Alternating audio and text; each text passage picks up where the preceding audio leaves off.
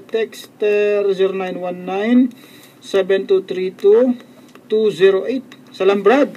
Waalaikumsalam. Pwede ba magsagawa ng pagsasala ang taong nakainom?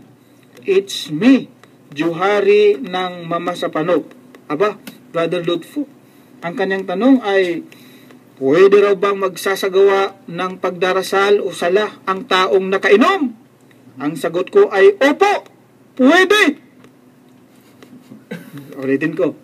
Ang tanong niya, pwede raw ba na isang tao ay magsagawa ng pagdarasal kung siya'y nakainom? Ang sagot ko, opo, pwede. Pwede yun. Basta ang ininom mo, hindi nakakalasing. Oo nga naman. Uminom ka lang naman ng juice. Uminom ka ng tubig. Pwede. Pwede yun. Pero kung ang ininom mo ay nakakalasing, ay bang usapan na yun? Brother, hindi mo naman kasi giklaro kung ano yung tanong mo, no? Ang tanong niya ay, pwede bang magdasal ang nakainom? Kaya sagot ko, pwede.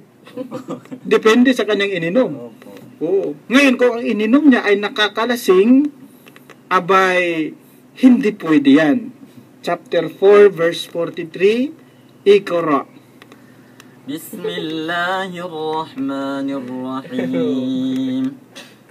يا أيها الذين آمنوا لا تقربوا الصلاة وأنتم سكارى حتى تعلموا ما تقولون ولا جنبا إلا عابري سبيل حتى تغتسلوا وإن كنتم مرضى أو على سفر أو جاء أحد منكم من الغائط أو لامستم النساء فلم تجدوا ماء فتيمموا صعيدا طيبا فامسحوا بوجوهكم وأيديكم إن الله كان عفوا غفورا. Sa kanyang pinakamalapit na kahulugan, O kayong nagsisisampalataya, huwag kayong lumapit sa sala habang kayo ay nasa langong kalagayan hanggang inyong maunawaan kung ano ang inyong inuusal. Alam mo kapatid na Lutfo, yung talatang yan ay na-abrogate yan noong hindi pa naibaba yung isang aya ng Quran na totally nagbawal sa pagdasal, pagbawal sa pag-inom. Sa panahon ng Propeta Muhammad sallallahu alaihi wasallam, may mga Muslim na kahit na sila'y lasing, nakainom, nagdarasal. Kaya ibinaba yung aya na yan, na hindi sila pwedeng magdasal kapag sila'y lasing, hanggang sa sila ay maunawaan nila kung ano yung sinasabi nila. No? Ngayon, ibinaba ng Allah ang talata, no, pangatlong talata sa tungkol ito sa paglalasing, at ito'y totally ipinagbabawal niya. Saan natin mabasa ito? Sa chapter 5, ang talata ay 90 ng Suratul Maida. No? Ganito ang sinasabi niya. Yan, ready na? Chapter 5, 90. Iqra.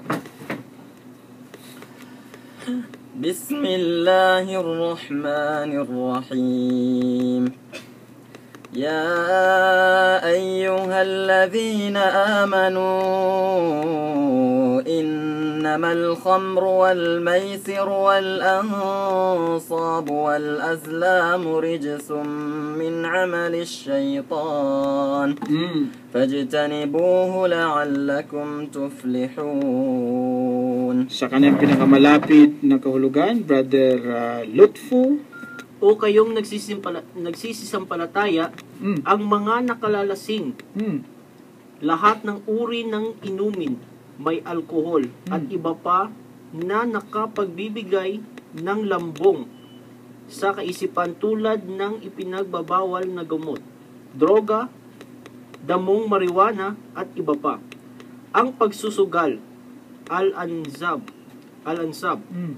kung saan naroon ang mga imahin o mga batong altar nasa paligid nito ay inihahandog ang mga sakripisyo o alay.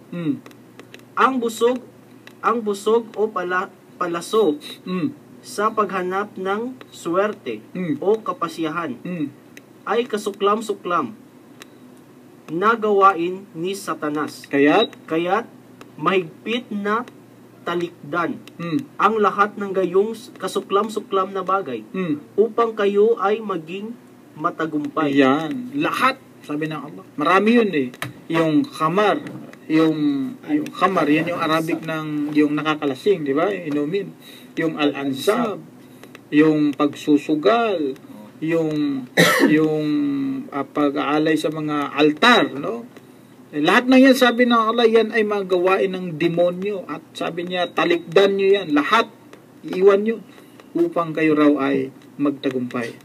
Kaya imbis na tagay sa tagumpay, abay, huwag magtagay upang ikay magtagumpay. Ganon ang Islam. No? Kaganda-ganda, no? Diba sa mga commercial sa TV, tagumpay, hindi ko nababanggitin kung anong brand. Ipagdiriwang natin ang buhay. Di ba ganun yun? Tagumpay. O, kasama sa tagumpay, yung paglalasing. Yan ang mga promotion sa TV, no, sa mga inumin. Pero sa Islam, sabi ng dakilang tagapaglikha, sabi niya, la'allakum tuflihun. Huwag kayong magtagay upang kayo magtagumpay, sabi niya. Iwan yun, no? Upang tayo ay magtagumpay. Sa Quran po yan, bawal ang uminom. Iwan yan. Kaya pala eh.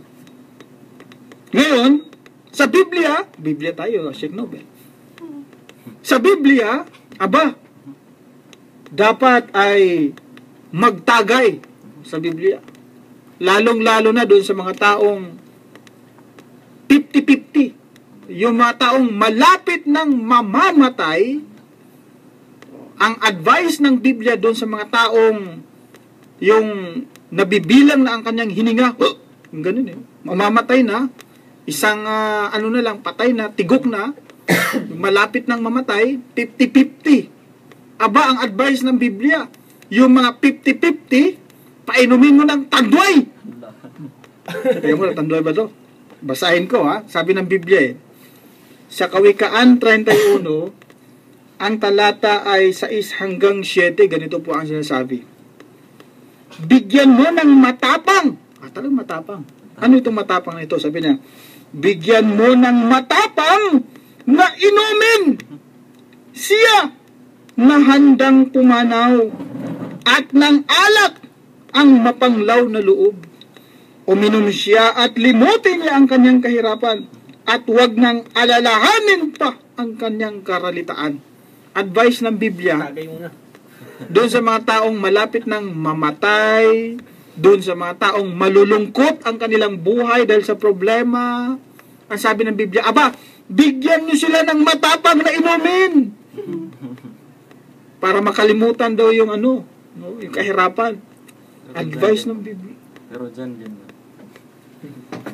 Kaya kita mo, Sheikh Nobel, inom pa rin sila ng inom.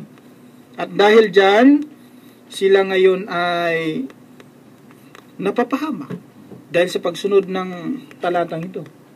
Ngunit may mga tao naman na dahil nga contradiction ang Biblia, ibang talata ang sununod. Ito, bawal ang uminom.